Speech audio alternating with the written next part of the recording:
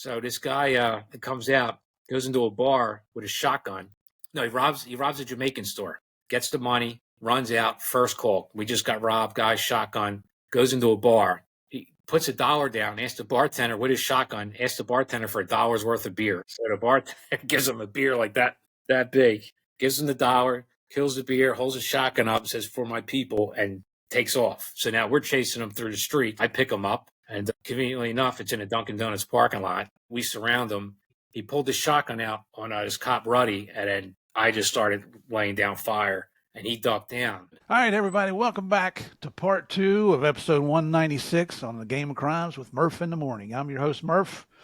That's why I call it Murph in the Morning. I don't know why we say in the morning, because that morning has nothing to do with it. It just sounds good, right? I think my wife came up with that, and I stood up to her and I said, "Yes, dear." But just want to welcome you all back. Our guest today is Nick. Say your last name for me, Nick. Gerace. Gerace. There you go. That was easy. That sounded harder yesterday. Gerace. Okay, I screwed it up. Gerace. There you go. Oh, so I've been called worse. And I said yesterday, I'm just going to call him Nick because I screwed up his last name and I did it again. So we talked yesterday, too, about old dog learning new tricks. I'm the old dog here. You got an iPhone now, don't you? Did you go out and buy one? No, still going the Android. And this is brand new. We just switched over carriers and I got a new phone out of it. So it's going to be a while. When I do, though, I'll probably be calling you and say, "Nick, how do I make this work?" Yeah. FaceTime me. I got you. Because I always call the kids when I need something computerized done because they know how to do it. I don't.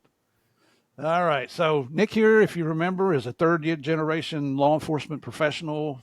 He was a police officer with the city of Philadelphia, Pennsylvania, city of brotherly love, did you see any of that brotherly love while you were there? All the time. Yeah. Did you feel like you were being bent over a lot? Did you? Oh, yeah. Yep. No lube. Understood. How much love there was. If you haven't listened to episode 1, please go back and listen to that just because it sets the groundwork for what we're going to talk about today. And we finished up yesterday where Nick had graduated the academy. He's now out on patrol at District 24. Talked a little bit about that district and some of the things. I love the city of Philadelphia as far as being a tourist up there. I think the people talk funny, and you're going to hear Nick here. Yeah, water, coffee. Support my thoughts. Water ice. Yeah, how do you say WASH? Wash? Yeah. Okay. Wash. It's not WARSH? No, I don't. There's no R's on our S's. Maybe that's a Southern thing. I don't know. Yeah. Nope. Wash. He thinks I talk funny. I don't understand that. Definitely do talk funny. So we had a great time yesterday, and it's going to continue today. I promise you. Nick was out on patrol, and somewhere along the lines, I thought he got involved in narcotics. And so I just asked him before we started today's recording, and just tell us what your venture was or your potential venture was into the narcotics field.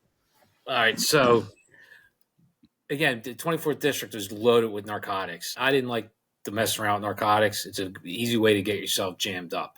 But I did this undercover work for several months during the RNC. And I guess you're familiar with the McLaughlin Group? No. Okay, so that's a really big agency. It does a lot of trainings. I'm surprised you never heard of them. They're really big, and I believe they have a lot of federal contracts to do a lot of training. So a lot of police commissioners were going to these McLaughlin Group trainings, and I met a few commissioners from the area. And this one guy was like, "Man, you look like you're 16." Started talking to me, seeing what I was doing. He wanted to hire me to pretty much be like Johnny Depp in 21 Jump Street for Northampton Township. He wanted to put me in one of the high schools and be a narc. And, he called up Philly. Philly wouldn't lend me out, which I know they can do to the feds, but apparently they can't do to other agencies. So they would have had to hire me. And small departments, the sergeant who led the narcotics unit was vehemently against hiring me. He wanted one of his inside people to do it, and it got struck down. So my career could have went a whole different path. Who the hell knows what would happen, good or bad. But I asked after you told me that, I asked you, did you want to do that? What was your response? Oh, hell yeah, man. Johnny Depp in 21 Jump Street. Again, I hated school. I could go back and learn and get paid to do it this time. If you failed the test, it wouldn't matter, right? Yeah, it wouldn't matter. Who knows what that would have looked like? Drinking at keg parties again down the woods? I'm all for it. Oh, man. You would have been in so much trouble. Oh, yeah, I definitely would have trouble. That would have been a very short-lived law enforcement career, I'm afraid. I think you might be right. But now in the year 2000, there was some event that happened in Philly that you were selected to work on that, right? Yeah, so let me. I got one story for you. It's pretty interesting. When I was doing I told you we went out that month field training. I worked with this guy, Sergeant John Hart. Great guy. A lot of these people, when these recruits came out, treat them like shit Mm-hmm. because they didn't trust them. They thought we might be narking on them, there to spy. And this guy was nothing but love. Really helped me out. He was a really awesome guy. In fact, I wanted to go to the 12th. My dad was like, "You're out of your mind. That's a punishment. People go to the 12th are punished." Oh. Because I loved it so much. It was great. He's like, "Trust me, you'll be happy when you go to 24th." And he was right. And it's like an hour and a half drive to get there in the morning with traffic. So I'm working with Sergeant Hart, and the entire district is busy. And there's a person with a gun call at this mart and multiple calls, which is probably found a job. I didn't know that at the time because I'm brand new. And Mm-hmm. he's like, "She goes, we're it. We're the only people available. We're going to take it." And multiple calls because it's probably going to be founded. He's just telling me what to do. And it's description is like a large black man pistol whipped another vendor. And we get to the mart and it's like huge warehouse with stalls. You know what I mean? Like walkways, Mm-hmm. really big. We walk in there and we turn the corner and man, down there is the guy fit the descriptions. The biggest black guy I've ever seen in my life. He's bigger than Shaq.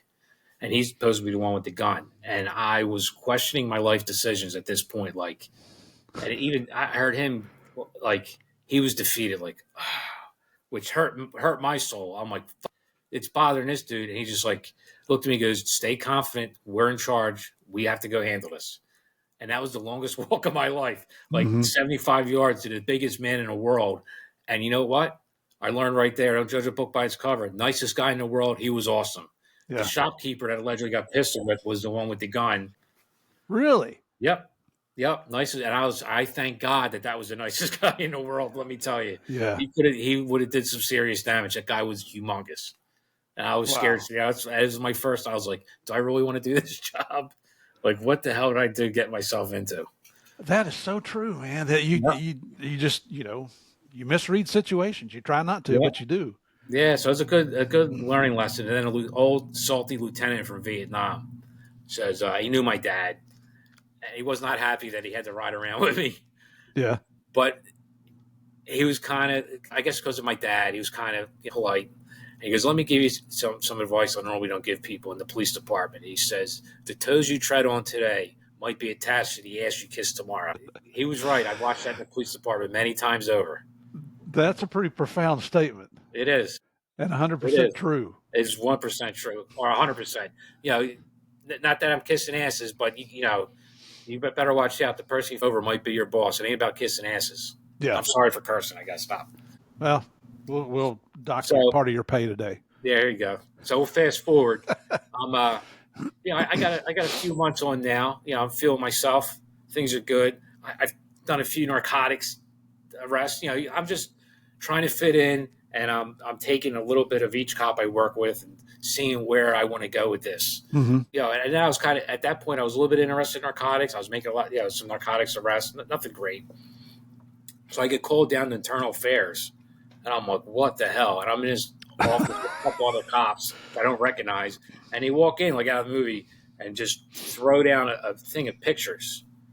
This is old 2000, so they're developed pictures, and you recognize that, and I'm just like, "Oh man, like what did I get caught into that I didn't know that I was in?" Because I wasn't Mm-hmm. doing anything bad, and ended up being protesters. I don't know, like they're protesters. Like, what is it? They're like, "Oh, this is why you're here. You guys look real young. You're new. We want you guys to go deep undercover and get involved with the precursor to Antifa." So Antifa wasn't really Antifa yet in 2000, but they were starting. It was that global anarchist group. It was like the starting of Antifa, and they wanted us to become Antifa. Go hang out with them, live with them, find out what they're doing. For months, we walked around without a gun and a badge, and we attended these scummies. They put plays on. They really hated the government, hated Bush, hated cops. We were hanging out with them. I sent you one picture. I was in fatigues and stuff like that because that's how they dressed. Although I was a Mm-hmm. little too clean. Mm-hmm. When I got outside, I dirtied myself up a little bit. But we walked around without a badge or a gun for several months doing this job. And again, it's primitive to what you did. It's nothing compared to what you did whatsoever. But yeah, you had to start out small, start hanging out around South Street at the bookstores and getting flyers and going to their events and befriending some people and getting invited to houses, just hanging out and to their camps where we were supposed to sleep at. And they bake this bread and they're making this like medieval gruel. They're eating it and they're just, it's just, we're like, oh, yeah, we're going to go back to our tent. And we just went to hell home, And, that was leading up to the Republican National Convention. And we wouldn't really see what our role was. But, we were doing the jobs and we had a great group. There's about 8 of us. And we were attached to high intensity drug trafficking agency, right? The HIDA group, right, which a lot of Philly cops were assigned to, though. So they attached us to them. And our police commissioner at the time, Timoney, from New York, who I don't like that man one bit. He's a piece of shit. God rest his soul. He's not around anymore. Now, don't hold back. Tell us what you really feel. He was a politician. That's all he cared about. So these guys, these protesters were making a lot of equipment to hurt cops, also like the civil disobedience equipments. They had warehouses all over the city. And a few of them filled up balloons with BBs and dropped it on a cop car from like 5 floors. Hurt the cop. So we're like, screw that. We went in, shut the warehouse down. Well, that made national news. Timoney flipped. And this is like, we're starting to get into the Republican National Convention. Like all our work now where it's like, it's game time. Mm-hmm. And Captain has a meeting with us. And he's like, just to let you know, it's a volunteer basis after this point. Timoney said that we're on our own. We're not covered anymore. He's pissed off because of the news and what we did. And we're like, what do you mean what we did? We shut down a warehouse of paraphernalia that was meant to hurt cops. They hurt cops. And he was pissed. So like, if you guys want to go, you can go back to your districts. And we all stayed. Like, screw him. I'm going to do this job anyway. And we ended up, it was crazy, man. Just like you see now, like the rioting everywhere. But we developed a blueprint. When I say we, I was just a cog in it. I wasn't planning it. I was feeding information. So as Republican National Convention, that week starts, we're given a couple different stories in there. It was like code names. Like I would say Larry Johnson and you would say like Michael Evans or something like that was the response to know I was a cop. Mm-hmm. So it's getting bad. These guys they're smashing cop cars, setting them on fire, and we're doing a lot to stop it. We're feeding information. We're at the head. A couple of us were hanging out with like the shot callers, and we knew like, all right, these guys are going to go down up to 17th and Chestnut. We're going to this store, and this is what the plan is. And I'd sneak away with my Nextel and hit up whoever, and then we'd get cops in position to lead them away, lock people up before they can go to their objective. Mm-hmm. And we did this all week. So I'm walking through the mall one day. I'm hungry, me and my partner. And I'm like, yo, there's a bunch of cops gritting on us because we look like dirty protesters and we're in the mall. So I go to the bathroom to use the bathroom while 5 cops walk in behind me. Just like you thought. They had enough and they were going to get their piece of a protester, putting their gloves on. I said, yo, Larry Evans. And the guy laughed and said, Michael Quincy, whatever it was. He goes, yeah, that's not working anymore. Because he goes, protesters found out about it. So he goes, I said, dude, I'm like, who are you? What's your name? And I pulled my Nextel out. I said, do you want me to hit up Timoney right now and let him know that Sergeant Ritchie said that, that's not his name, just Sergeant Smith said that that's not going to work today. He goes, let me see your badge. I said, I don't have one on me. I said, you understand what I'm doing? And it was a standoff, man. I thought I was going to get my ass beat. And I said, that's fine. I said, here's my Nextel, and I'm going to hit up Timoney right now. And before I did, he stopped me. And then told his guys to leave, and we had a little bit of a conversation, and that did diffuse the situation. But, yeah, I came pretty close to getting my ass whooped. Wow. Yep. Then I got walking, a highway guy grabbed me and slammed me up against the wall. I got hit with a few nightsticks. Luckily, I gave them the code, and they backed off. Yeah. Yeah, he whispered in my ear, sorry. He goes, here, I'll rough you up a little bit, make it look good, which he did. Sent me on my way and got trampled on by a few horses. Because we're up at the front. The state police had their horses and a Philly cop. This guy, John Longmore, I think his name's John Longmore. Great guy, Philly cop. Stepped on me with his horse. Felt great. We were in the shit, man. And then afterwards, they brought us into a room. They're like, listen, we want to show you what you guys did. And they brought us into the command center. And it was like That's the Secret Service, the ATF, the FBI, DEA, state police, the Attorney General's office. And they're like, yeah, what you guys did, you saved the city millions of dollars. People got up clapping and stuff like that. It was corny, but felt good. I said, I didn't realize we're actually doing anything. Yeah. Like all that information you were sending us, we were able to thwart all their plans. Like, yeah, we played chess. And from that, from what we did then, I said, I'm just a part of it. I had no planning aspect of it. They put together plans on how to do mass arrests with school buses. And my bosses were a part of that.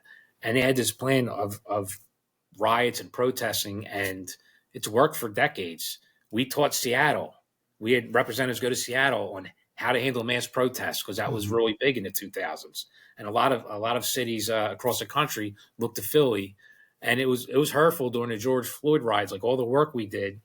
And the new commissioners, DEI hire, just disregarded all the lessons they learned from us in the RNC, and it was a complete mess. And it's not the cops' fault. We had bosses kneeling in solidarity with the protesters, which is a disgrace. And the attorney, our district attorney, was looking at thousands of hours of film, not for protesters, but where he can lock cops up. He let 2,000 protesters got locked up for looting during the George Floyd riots. The wave of his scepter dropped all the charges, but went after plenty of good cops. But back to the RNC, yeah, that's what we did. My boss ended up, a school bus got stolen with animals from the zoo or something like that. My boss ended up finding it. Yeah, that was a good story. Yeah, from the RNC, but it was fun, man. And then, again, I don't like Timothy one bit. So in the history of the police department, when you do something like that, you go above and beyond. They always extended this courtesy to let you go to a unit. Where do you want to go? So our bosses came in and said, hey, give us your wish list. You guys did what you're asked. You did well above and beyond. You guys are going to get thanked now. We all put units down, and Timmy flipped out. Who the F do they think they are? They're all going to the 12th district and the 18th. So now we had to fight just to go back to our district, let alone thank you to go to a unit. So, oh my gosh. Yeah, my boss had to go fight from high to get us at least put back to our units or to go to another district. A couple people were able to transfer districts, which really went up my ass. And then we had cameras. We were taking, obviously, the entire time, taking pictures of the big players. We're in the internal affairs, confiscated all our pictures because the commissioner was worried about the outlook of the politics. Yep, all my pictures got confiscated. I was able to slide a couple to the side to keep for myself. I had great pictures too. And I tried to get them back, and well, they're giving you an attaboy by letting you select the district you get assigned to. You didn't ask for that; they offered that to you. They offered it. No, they offered us units. So I wanted to do organized crime. That's where I wanted to go. Stay in plain clothes. I put down organized crime or the field unit, which would plain clothes narcotics. What a jerk! Yep. How long did he last? Another year or two. Then he went somewhere else, and he bounced around. He was more worried about politics than anything else. Yeah. He was a cops cop from New York. So, and my other gripe with him was 9/11. He left New York on bad terms, and they had a little bitching war with whoever he had up in New York. So 9/11 hit, and he put an order out pretty much instantly. Anyone caught up in New York City on duty or on their days off will be terminated immediately. Yep. So he set up a small contingent, and we all gave him the double barrel middle finger. And me and like 8 other cops went up there a couple of days afterwards, went to ground zero and helped out. Yeah. Yeah. Do you have any detrimental effects from doing that? Well, you want me to tell you about that experience? Yeah. So 9/11, I'm working with my partner, Box, because he's shaped like a box. So that was his nickname. Again, I'm new. It's September 2001, but I got like 2.5, almost 2 years, not even. But you ask me, I'm a surly old veteran at this point. And I'm sitting at Wawa, and he's getting his coffee, and his stew bum comes up to me. Yeah, we're under attack. I'm like, what are you talking about, dude? I'm like, get away, man. I was hungover. I didn't want to be bothered. And he just kept going and going. And I'm like, what are you talking about? And something just sounded a little funny. I'm like, a plane hit what? I said, dude, it's probably a passenger plane. Beat it. He goes, I'm telling you, we're under attack. So I put the news on, and sure enough, it was shady. So I hit the horn, and Box comes out, and we fly up to the district, and just watching on TV and watch the building crumble made me sick. I thought like 50,000. I just watched 50,000 people die. I don't know. I assumed 20,000 were in that building. I'm like sick to my stomach. So we all go, we don't know what's going on. If there's going to be an attack anywhere else, we go gas up all the vehicles, make sure we have fuel for everything. Couldn't call anyone. The cell phones were very primitive. Cell phones were down. You couldn't make any cell calls. Later that night, I'm on a bus going to a bar with my buddy who's a DJ. We're having a good old time. It didn't feel right that going on. So the next day, we put together a group of people and we're like, screw Timony, we're going to go up anyway. So we got shirts made that said Philly PD. I still have mine. And we got a badge around our neck. We head up to New York. We get up there, and on our way in, you can just see smoke billowing for 25, 30 miles out. And when we get to that road that kind of stretches before the tunnel, it was just miles of stands, and people were throwing new Timberlands, new everything, gas masks, cases of water and Gatorade, whatever we need because they know we're going in to help. We get there and we go to a precinct, and the guy's like, "Oh, thank God you guys are here."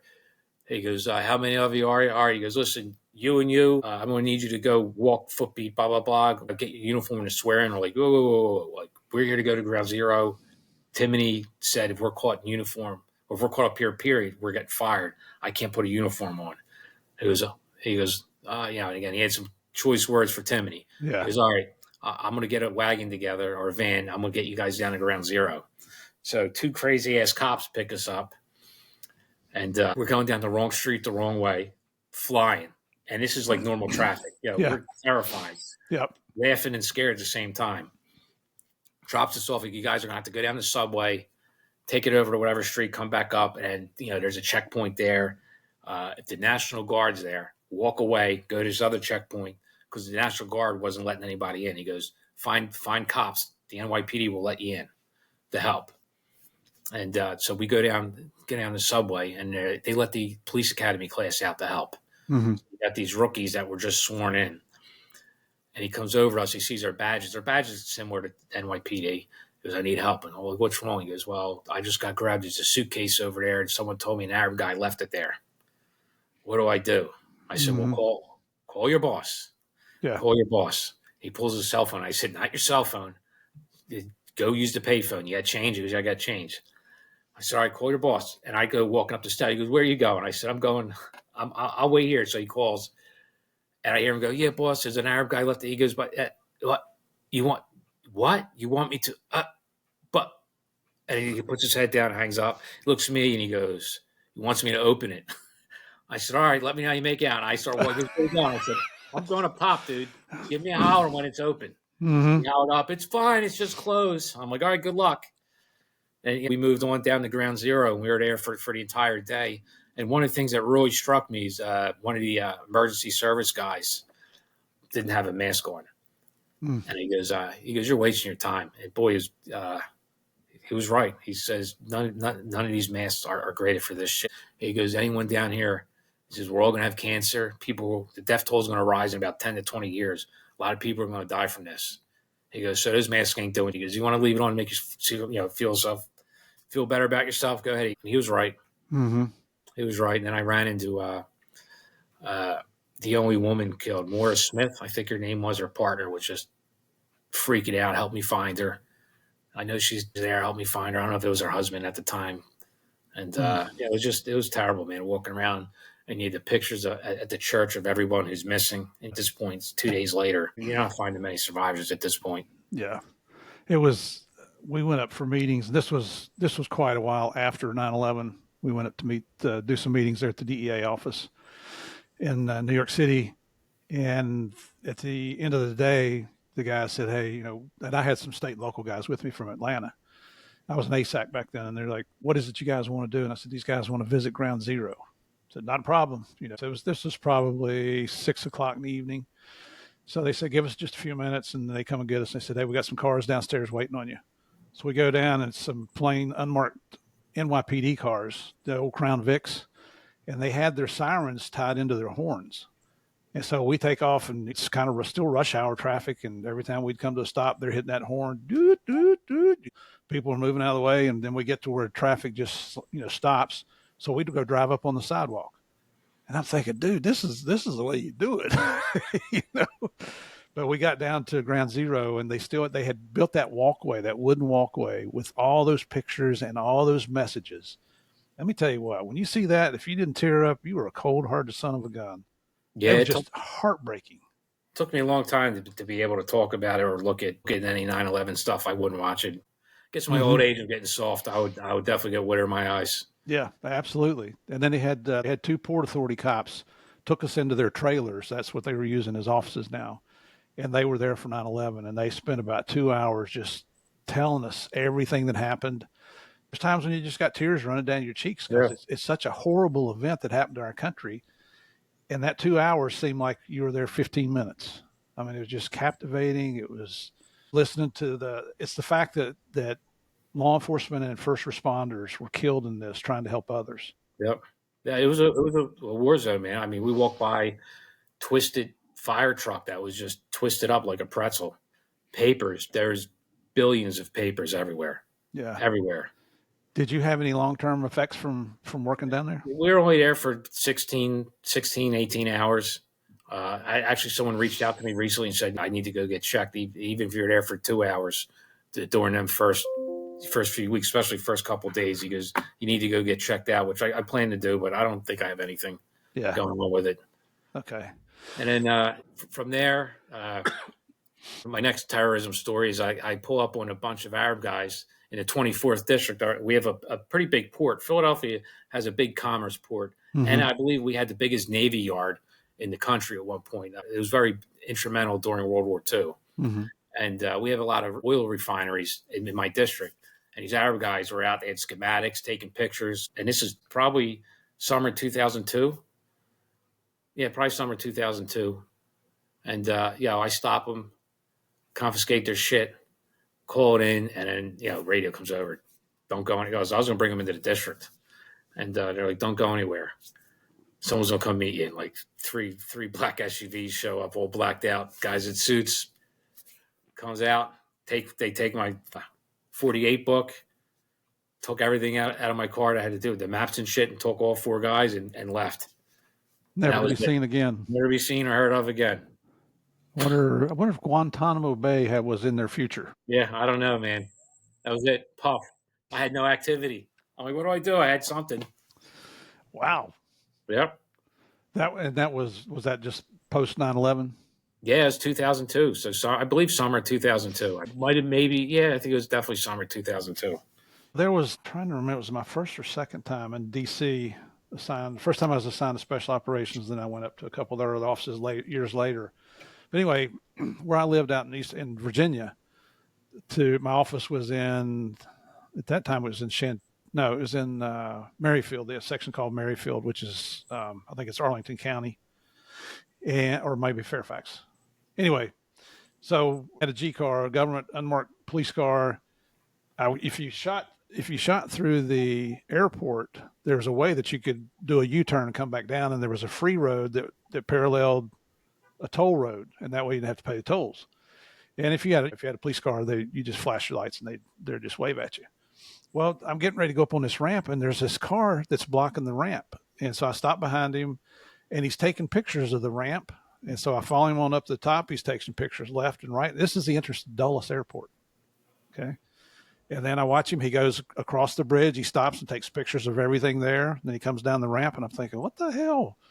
So I follow him a little bit. I get on the radio and call, hey, have the Metro Airport Police meet me out here, and I light him up, pull him over. And so he looked like he was of Arab descent. I think that'd probably be the politically correct way to say it. And it seemed like it took forever. And he'd get out of his car, and I'd stand out, and I'd like, get back in your car. I will be with you in just a minute. And so he complied. He wasn't combative at all. So anyway, the airport cops finally show up. They bring one in behind me. One comes down the other way, and they get out and they walk over and like, what's going on? What's going on? And I explained everything to them, and they're like, okay, we'll check it out. I said, well, you got it. I'll leave. And they're like, no, stick around. We'll let you know what's going on. So they come back and they're like, well, here's his story. He got a ticket for using that same ramp that I was going to use. He got a ticket because you're not supposed to do that, right? And he was getting ready to go to court later that day, and he wanted to take pictures of the ramps and the signs and everything for his defense. okay. I said, you believe him? They're like, well, sure, why not? I said, did you ask him for his court summons? Did you see the date that he's supposed to be in court? He's saying he's supposed to be there today. No, we didn't think about that. I'm like, well, where is he now? Well, we're going to cut him loose. Okay. See something, say something. Yeah, yeah. See something, say something, do something. Exactly. I was a little disappointed, but I met a few of those guys later on in life, and I mean, there's some qualified police officers that work both National Airport in D.C. Right. and Dulles Airports out in But Virginia. the airport.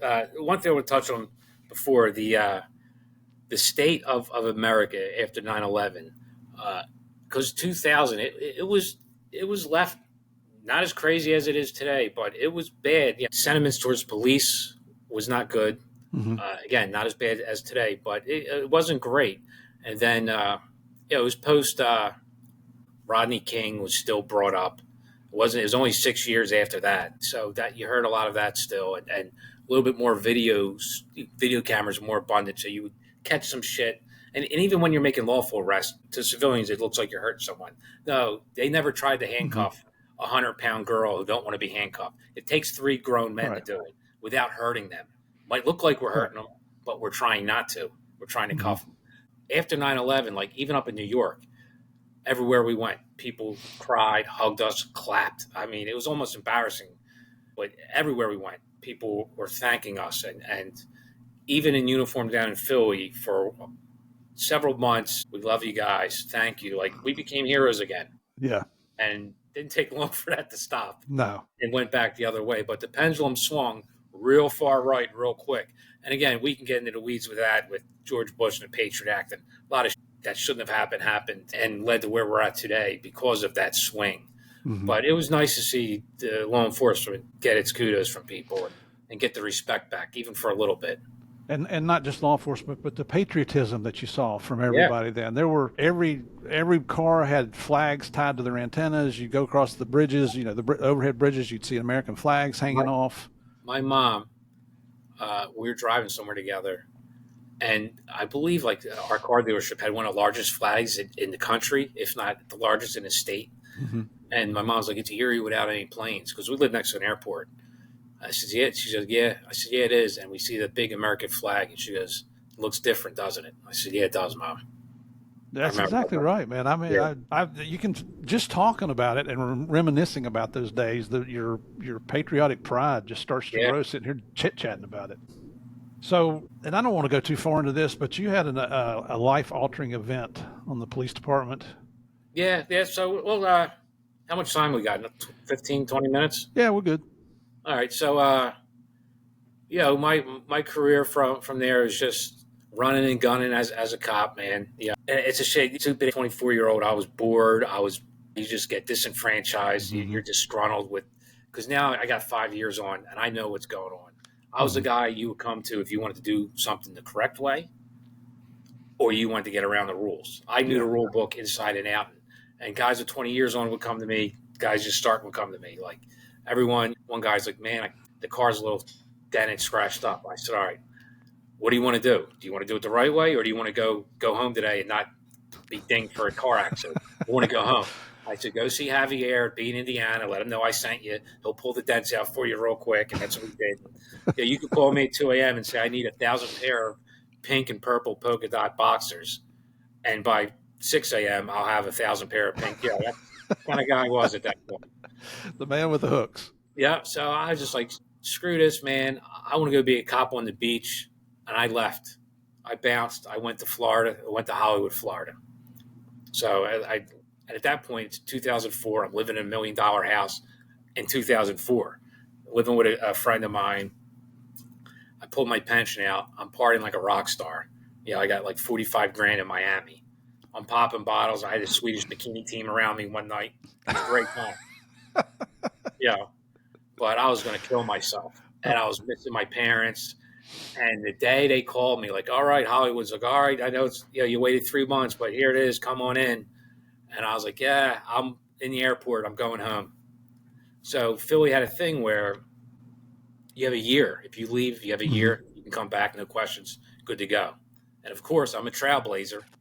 I'm the first one denied to come back. City's broke. Our mayor bankrupted the city, and I was denied.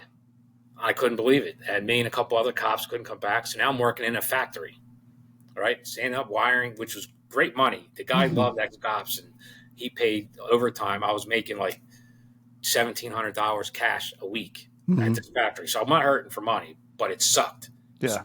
12 hours of grueling work. And I get a letter for a commendation ceremony for a shooting I was in. And I'm pissed off. I tell my dad, look at this. And he says, let's go. I'm like, screw them. They don't hire me back. They're going to give me an award for a shooting I was in. So I end up going. He talks me into it. And the commissioner at the time, Sylvester Johnson, great guy, knew my dad. My dad said, yo, Sly, what's going on? You're giving this kid an award and you won't hire him back. It's probably one of the best awards you can get. And he goes, what's going on? And he told him. He calls an assistant over, and she gets my information. And then I said, it was very nice meeting you. And he gives me a hug and whispers in my ear. He goes, you're going to have a very Merry Christmas. This is right around Christmas time. I'm like, whatever. I go home. I said, Mom, I'm going to sleep, taking a nap. I don't have to be at the factory, so I'm just going to nap. She screams my name 20 minutes later. Get the phone. I hit the phone, and it's the police commissioner's office. Report to PAB Monday morning. You're back. So, and that opened the door up for all the other cops that were told no, too. I had another guy work with, this guy, Pablo. They opened the door for him, too. He got back. He was like, thanks, man. Appreciate what you did. Nice. Yeah, so I got back on the job, but I was punished. My captain was mad at me for leaving, so I had to go on last out. And me and the sergeant didn't really get along. So I go to him, and listen, great guy. I said, listen, I know whatever the difference is. I just want to keep my head down and just do my job. All I ask is for is clean slate. And he says, listen, you have a clean slate with me, do your job, and we'll be good. And 3 months later, he wrote me a glowing review. He says, I've never seen a cop able to find a stolen car without a computer like Nick. I would print, the hot sheet had, it would have all the license plates, like 120 of them that were stolen in the last 2 weeks. And I'd blow it up, tape it to my how's that thing called? Dashboard. Yeah, dashboard. Tape it to the dashboard because none of our computers worked. I would get stolen cars either off of that or all this broken vent windows, high beams on, the flashers on, shit like that. And I got a ton of stolen cars. And he wrote me a letter, and it got me off the last out back to my old squad. Wow, so that was good. So yeah, the shooting I was in, that I got that award. It's funny. My partner, we called slide time. He slide out for the night. He's still technically working. I carried him on the log. And listen, if that makes me a dirty cop, I'm a dirty cop. Everyone does slide time. It is what it is. It's the way you reward your employees. Yeah. So he slid out to go play darts. So I had to call him. I was like, hey, George, this is what? I'm like, you got to use 6 hours vacation. What'd you do? I said, I got into a shooting. He goes, no, you didn't. I was like, yeah, I did. So this guy comes out, goes into a bar with a shotgun, robs the bar. No, he robs a Jamaican store, gets the money, runs out, first call. We just got robbed, guy, shotgun, goes into a bar. He puts $1 down, asks the bartender with his shotgun, asks the bartender for $1 worth of beer. So the bartender gives him a beer like that big, gives him the $1, kills the beer, holds a shotgun up and says, for my people, and takes off. So now we're chasing him through the streets. I pick him up, and conveniently enough, it's in a Dunkin' Donuts parking lot. We surround him, and to me, he pulled the shotgun out on his cop Ruddy, and then I just started laying down fire, and he ducked down. What I didn't know was the car is parked, and there's a wall. He was on the other side of the wall. I thought he was in front of the car. So I'm moving, as I'm shooting, I'm moving to the left, and I'm shooting through the car to the hood to where he's at. But he was on the other side of the wall. And two yahoos from the 15th run up and just rush him. And meanwhile, he's crouched down taking cover from the fire, and they just run at him as we're shooting, which is stupid because you're getting in the crossfire. And two, the guys had a shotgun pointing at him. Thank God he laid it down. And they cuffed him just so they can get the arrest. Two dumbasses. Anyway. Jeez. Yep, so they can get the arrest. He should have read that report. Those guys were real heroes, man, let me tell you. And because we were in a shooting, we couldn't write anything. We couldn't, I got my gun taken from me. I remember I got reprimanded from the lieutenant at Internal Affairs. He told me I shot too many times. So I said, yeah. How many shootings you been in there, big boy? I said, I let off. He goes, how many did you think you let off at the time? I'm like, 3. I let off 9. I said, okay. I said, so what's the correct amount of shots that I should let off when there's a semi-auto shotgun pointed at my partner? Yeah. Well, I can't tell you that. I said, well, obviously, I said, sir, there's a number. So why don't you tell me what the number is? Since 9 is not the number, and that's too much. And he basically told me, get the hell out of here, smart ass. He's the one that brought it up. Yeah, that's a true story, man. It's their internal affairs. And I'll bet you he's never been in a shooting incident. Oh, absolutely not. I asked about him. He was desk jockey his entire career. Desk weenie. Oh my goodness. Yeah, if that was a shooting I was in. And you know what? We had court for him. I thank God I didn't kill him. He was legitimately, absolutely certifiably insane. Oh yeah. He's at the nut house getting his help. Worked out for the best. You know what I mean? Yeah. So, but yeah, and I was telling you before, like I was kind of embarrassed. My dad went 30 years, never shot his gun. Pulled my gun 1,000 times, and I had to get into a shooting, and I was like a little embarrassed about it. My dad's like, "Listen, you did what you had to do, and it was the right thing." Yeah. That's just part of the job. You hope you don't ever have to, but sometimes you do. Yeah, and now I know it's getting violent. I know 2 cops that I'm friends with. Tommy Morrow shot in the shoulder. He was on our podcast, Good Cop, Bad Cop podcast. He's still active, and I had another guy, Paul, got shot in the leg twice. He just retired recently. Yeah. Yep. And it's getting more and more violent out there today. It is. I don't know that I could work uniform today, to be honest with you. No, we both end up locked up. I caught the tail end of being a real cop. And I'm not saying that as me being the real cop because I'm a badass. I'm just talking about policing, being able to do real police work. Right. Yeah, where you actually could make a decision on the street. You had that street discretion. And this is about 2003. I got a call, a person with a gun, multiple calls. So again, it's real. My partner, again, George I don't know what George was doing. George was doing something else. He wasn't there. Were you close to Dunkin' Donuts? No, not this time. We're on Emerald Street. And of course, pull up and everyone's saying, he said he's going to kill himself. He's got a gun in his pocket. He's got a gun. And it's a black male. He's against the wall, hand in his pocket like this. And he's telling me he wants to die. I'm going to shoot you, talking to me. And I have my gun on him. And I'm, trying to be like, hey, does he have a gun? Is that a gun? Because he has his hand in his pocket. He's telling me he's got a gun. And and then of course in my mind's like, man, if I shoot an unarmed black guy, I'm going to go to jail. And that's in 2003. Yeah, that was, even then it was a thought in my mind. And he did it. He drew. And I didn't shoot because I didn't think he had a gun and he didn't have a gun. And I made the right call. But who knows if he had a gun, if I would have won that draw or not. I would like to think I would have. It was a pretty fast shot. But that was on my mind then. And it's policing today. Now it's worse.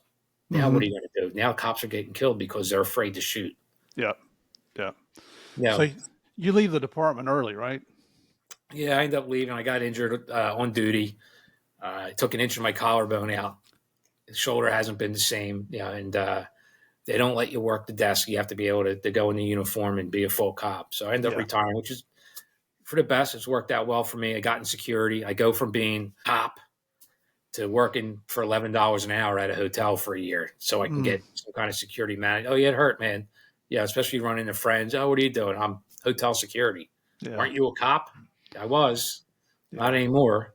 Then I got into security management. Been here 10 years. Dirty industry. Can't wait to get out of it. In 2000, I was tired of our district attorney. I started a political action committee called Protect Our Police. In 2000, while you're still on the job? Nope, I'm off. I retired in 2011. So 9 years later, gotcha. I've been discussing this with a political friend of mine, and then Jimmy O'Connor ends up getting murdered, a SWAT cop, by a scumbag that should have been in prison. Our district attorney let him out early.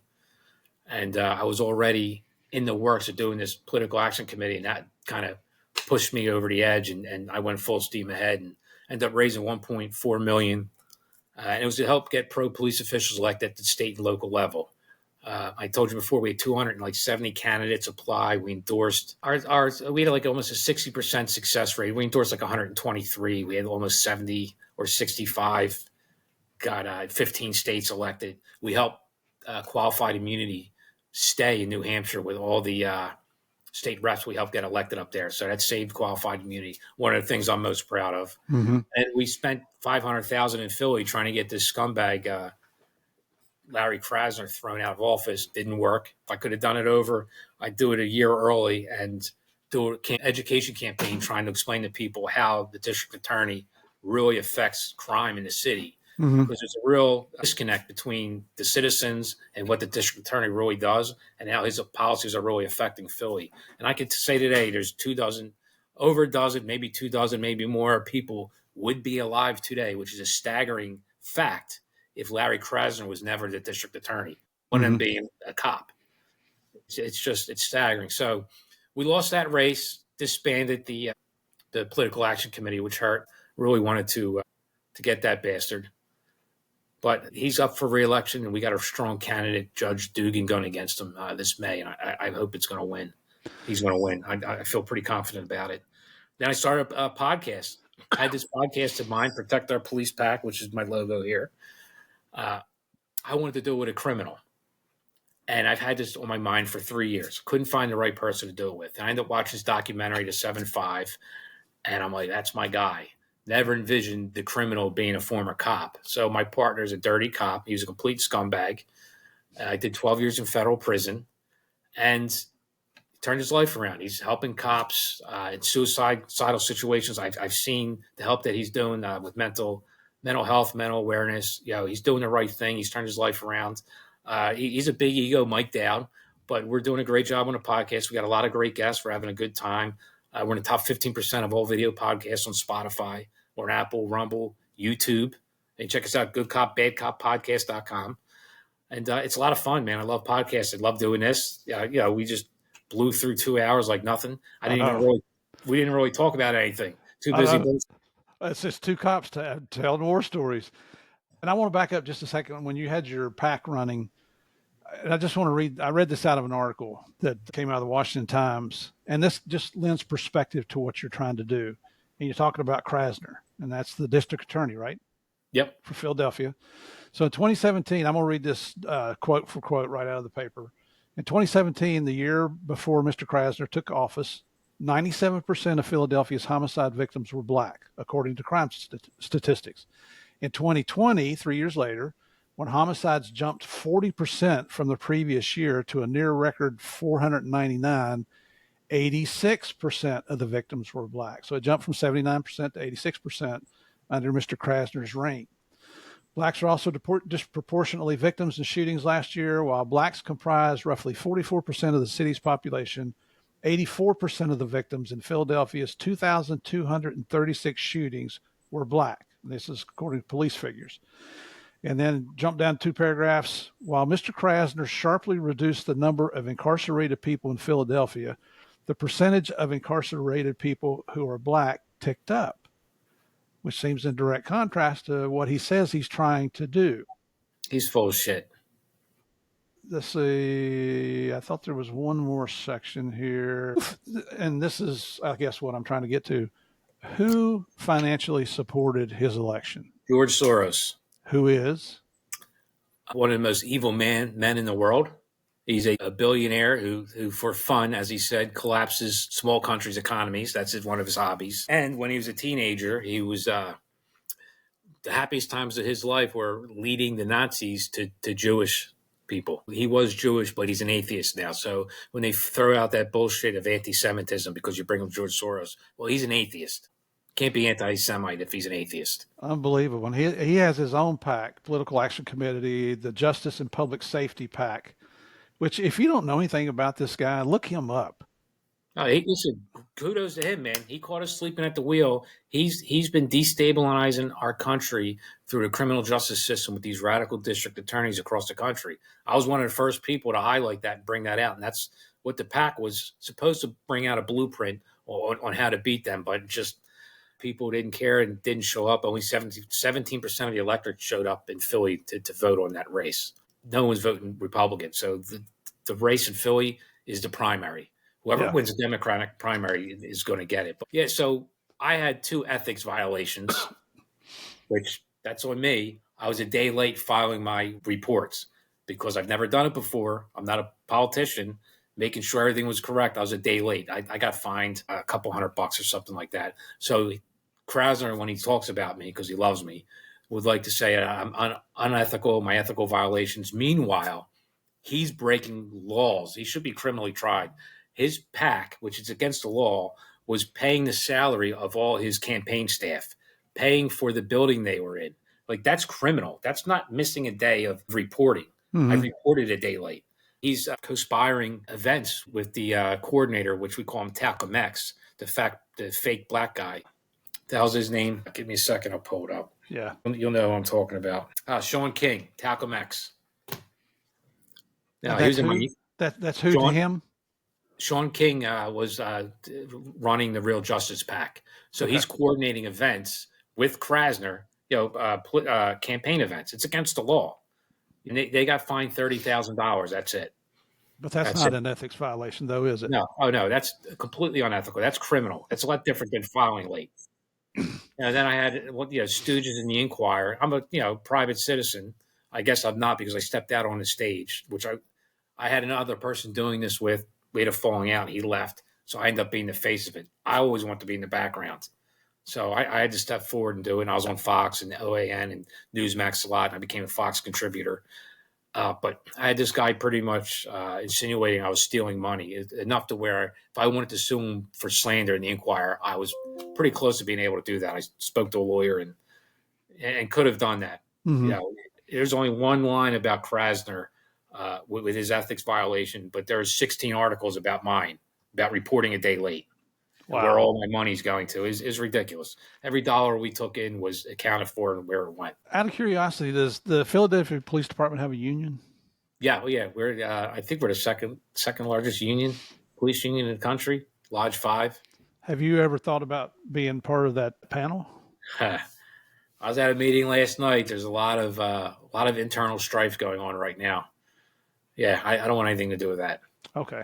Yeah, not now. I thought about it. It wasn't worth it. I was friendly. The union helped us out. They gave us a lot of money because they wanted Krasner gone and to the PAC, and it's a good thing. But right now, I don't want anything to do with the FOP. Yeah. I'm happy being a member and getting to go up and go to meetings and eat for free. And we have a great bar. Listen, you got to come up. You should see our lounge is amazing. It's one of the best restaurants in Northeast Philly. Wow. Yeah, it's really cool, man. You'll love it. Even our little police department in Bluefield, we had an FOP. We had our own lodge. We had a range to go along with it. Nothing fancy like you're talking about, but that was our. You couldn't have a union, but that was our bargaining group. Oh, that damn bar has cost me more money and more heartache. I met my first wife there bartending. We can't bartend as cops, but we're allowed to bartend at the union. So I was bartending at the union hall. I met my wife there, and then fast forward to 2000, I met my fiance there. At the new FOP. Yeah, I'm not with either. You need to stay away from there, man. Broken heart and an empty wallet. A lot of broken dreams. No more women from the FOP. I was going to say I love it, but I don't love it. That's a warning. It's a tale as old as time. That's a warning to all you young cops. Absolutely. So, and you mentioned your podcast, Good Cop, Bad Cop podcast, started in September 24, right? Yes, sir. Your weekly true crime. Yes, sir. Yeah, we talk about everyone. The guest we have this week dropping was a CO, and we did a bonus episode with the contest queen. She has a system on winning contests. She won like 5,000 contests or something. Really? Yeah, she's cool, man. Yeah, she's a lot of fun. It was a fun 30 minutes. I'll have to go back and listen to that. Yeah, so it drops today, and it drops April 23rd. I've been playing Publishers Clearinghouse for years and hadn't won a damn thing. No, wait a minute. I don't want a smoker one time. Right? Ed McMahon. Wasn't Ed McMahon the Publisher Clearinghouse? Probably. Yeah, you're not even old enough to remember him. How do you say that? Hell yeah. I'm in the 70s. Yeah, I started as a cop in 75. I know, man. I wasn't even a thought yet. But so, listen, listeners, if you have not heard of or listened to the Good Cop, Bad Cop podcast, you need to go listen to that. Looking on social media, this is where I found Nick and his podcast. On Instagram, it's good_cop_bad_cop_podcast. Facebook is Good Cop, Bad Cop podcast. TikTok, Good Cop, Bad Cop podcast. On X, I couldn't find it, but I did find Nick J. Say your last name. Gerace. There you go. Gerace. I apologize, man. I'm just getting old. LinkedIn, I found him at Good Cop, Bad Cop, although I couldn't access it. It said I didn't have permission. It's not mine. Okay. That's an old one that someone made a long time ago, but we'll be on LinkedIn soon. Got it. And I found this on your website. Their website is goodcopbadcoppodcast.com, so go check them out. Show these guys some love. They're getting their feet on the ground. They've been up less than a year here. show them support. If you thought you Appreciate that. enjoyed today's podcast, I'm pretty sure you're going to enjoy that one. I've actually met your co-host, Mike Dowd, right? Yeah. He is a character. I'll give him that much. And I got this off of your podcast. I just want to read it real quickly. Each episode features thought-provoking discussions where Nick and his partner dive deep into high-profile crimes, current events, and societal issues. Go over and check it out. I mean, you got nothing to lose. You're going to be driving down the highway anyway, so turn it on. Yeah. It's a lot of fun. People really, it's resonating. Everyone who watches and listens just reaches out and says, man, this is great. One of my most favorite new podcasts. It's growing pretty quickly. And we've done zero advertising. This is all just organic growth right now. Yep. And yeah, when we start ramping up the advertising, it's going to blow up. Excellent. Are you guys on YouTube yet? Oh yeah. We're on YouTube. We're almost hit the 1,000 sub. Hopefully this helps push us over. I'm not big on YouTube. I mean, I want to be big on YouTube, but my followers have gotten me from 700 subscribers to where we're getting close to 1,400 now. So that's great, man. That's awesome. Was just in a matter of months. And that's the cool thing. The loyal people, you ask them to do something, they do it for you. Yo, I Uber part-time. I enjoy it. And I just get one subscriber at a time. I put my hat down and said, yo, pull your phone out and subscribe. It's good. There you go. Everyone I meet, my own, I got to promote. That's what it's all about. And that's one of the reasons that I've got Nick on here with us. I'm working with the guys at Anti-Hero Podcast, and it's all about helping each other. They're great guys. Even though we're all, well, Tyler's still active. He's with Orange County SO here in Central Florida. But it's part of the law enforcement family where we continue to look out for each other. We try to anyway, help each other out. So I got a question for you. We got a couple minutes left? Yeah. So how did Narcos come about? So I saw you. I told you about it. We saw me and my buddy, my best friend Joe, the ATF agent. We went and saw you at the Keswick Theater in Glenside, PA, and it was great, man. You guys, you and your partner, put a great show on. I was a little apprehensive. I'm like, how's this going to be able to translate to a live show? And man, you guys did great. It was awesome. So how did that come about? Did you guys shop that, or did somebody come to you with the story? This is the Reader's Digest version. A friend of mine in Northern Virginia was a small-time producer. He introduced me to two producers thinking that they would want to do something with the story, and they did, but they wanted to take our story and extract little bits and pieces and make political statements out of it. Said, I'm one of the most apolitical people you ever meet. Politics drives me up the freaking wall. I've got more years behind me than I have in front of me, and that particular topic I am not wasting my time on.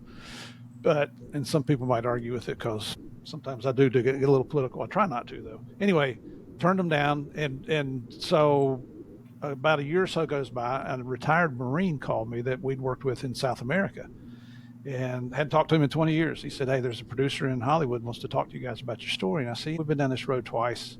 You get your hopes up, nothing happens. So please tell him thanks, but no thanks. Well, I don't know if you got any Marine friends, but they could be a little colorful in their language. Yeah. And he ripped me a new one on the phone, man. I'm like, okay, I'll call the guy. So I called this guy, Eric Newman. He's the creator of the Narcos series. We talked for a few minutes. He gives me his little spiel, and I said, thanks, but no thanks. And the phone got real quiet. And I think I know now because we have since learned that people will sell their soul to be on TV or be in a movie. Amazing. So he says, listen, I'm coming to D.C. in a month. He said, I'm bringing a couple writers on other business. Would you come and have dinner with us and let us just explain to you what we want to do?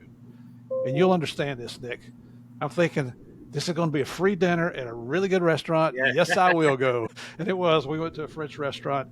And you know how we are as cops. I know there's three guys coming. I know there's three white guys in this nice restaurant, and you can just pick people out. So I show up about 5 minutes late, walk around the restaurant, find them. I told him A to D, hey, I'm meeting some friends. I think they're already here. So he lets me walk through, and I find them, and I went over and leaned on the table, and I said, gentlemen, I got a suit on. Gentlemen, I've got information that one of you is holding some cocaine in your pocket. I'm a police officer, and I get your ass up on the wall. I'm very, very serious. And the two writers, their eyes just get big as saucers. And Eric looks at me and starts laughing. He's like, you're Murphy, aren't you? Yeah, I am. Well, the two writers about to crap their pants. Did have coke in their pocket. They probably did. But anyway, we had a good dinner and listened to their plan. And at the end of the night, he said, so what are you going to do? And I said, well, let me talk to Javier. And I said, maybe we'll explore this with you and see where it goes. Now, they called me in February of 13, and then we had that dinner in March of 13. By May, we had signed contracts with Netflix. At the end of June, I pulled the pin after 38 years as a cop. Javier pulled a little bit later that year. And in July, we were sitting in Hollywood writing the first episode of Narcos. So you were writing it too, huh? Well, we were consultants. Okay. That was the title, because if you're a writer, you make a lot more money than a consultant. Yeah. Everybody thinks that we became, multimillionaires because of the Narcos series. Here's the truth. I made more as a working agent than I did getting my retirement check from the government and what Netflix paid me. I believe that. Yeah. I believe that. But what it did for us is it kicked off. We were already doing the speaking business just a few times a year. And man, that when the first season of Narcos came out, I think we did 86. In the next 12 months, I think we did 86 appearances around the world. Wow. Yeah, it's great. And now we're in our 10th year, still traveling around the world. We're doing maybe 20, 25 events a year.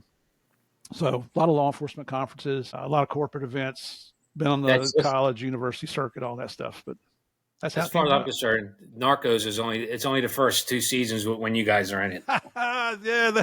Now I got to pay you money now to send you a check. I stopped watching after that. I'm like, this ain't as good as it was. I appreciate you saying that, brother, because we say the same thing. That's true. And I will tell you that you may remember this from the show we did up there at the theater. The part about Javier being a ladies' man. Uh-huh. That's the one part that's true. He's a man slut. Yeah, I remember that. Yeah. Man after my own heart. Buddy, Nick, thank you so much. I haven't laughed this much in a long time, especially in the first episode. I was trying to wipe tears out of my eyes. Man, I hope I didn't bore you. We barely talked about anything. I hope I didn't bore your audience. No, I don't think so. I think that's why they come over to Game of Crimes. They like to hear the inside stories of law enforcement. And for you listeners, thank you guys so much for coming back. These are the kind of guys I love to have on here, because you hear the inside stories about what really goes on. You hear some things that you probably shouldn't have heard about somebody marking off for 6 hours and still being on the clock. But that's the reality. I'll give you a real quick one. I know you're closing just because you're saying you're laughing. I was the big prankster in the district, but only if I liked you. If I didn't mess with you or I didn't like you, I didn't go nowhere near you. And people would. Things would happen to other people, and my name would be brought into it. I'm like, I don't even mess with you. No, but one of my things were I would go get live chickens, and when you're on breakfast, I'd throw a chicken or two in your car, sit back and watch the show. Oh, damn. Did that, and I put a swan in a locker before. We might have put a possum in the locker. You never know. Yeah. Things happen. Chicken in the locker, chicken in the paddy wagon, chicken in the car. Live chickens are great. First time I did it, though, I'm like, what's taking so long? I'm like, oh, no. Oh, I want him alive. He goes, oh, sorry. I'm sitting here talking. I said, we're going to free 2 chickens, man. We're doing a good thing. Oh, my goodness. They dead. Did you take the chicken? I didn't take the 2 dead ones. I said, give me 2 live ones. He goes, oh, you play joke? I said, yes, we're playing jokes. Yeah, we could do episodes just on pranks, on police pranks on each other. I have a shitload of them. Yeah, I bet you do. When I was doing the undercover thing, our field unit, our great narcotics field unit that was so proud, they followed me around most of the damn RNC. Yep. You got that shady look about you, man. And then, so I started to have a little bit of fun with them. I said, watch this. I said, watch all these guys get up. And I was in Love Park, and I was with one of my partners. I just got up and started running, and they didn't know what to do. They're running around. They're trying to follow me. I'm laughing. Stirring that pot. Thank you. Nick, it's been an honor having you here on the show. Thank you, brother. It was an honor. Thanks, man. Really. And anything we can do to help promote your show, we will. Ladies and gentlemen, again, that's Good Cop, Bad Cop podcast. Go check it out, especially on YouTube. Hit that subscribe button. Help them to grow up so they can start making some advertising money off of that.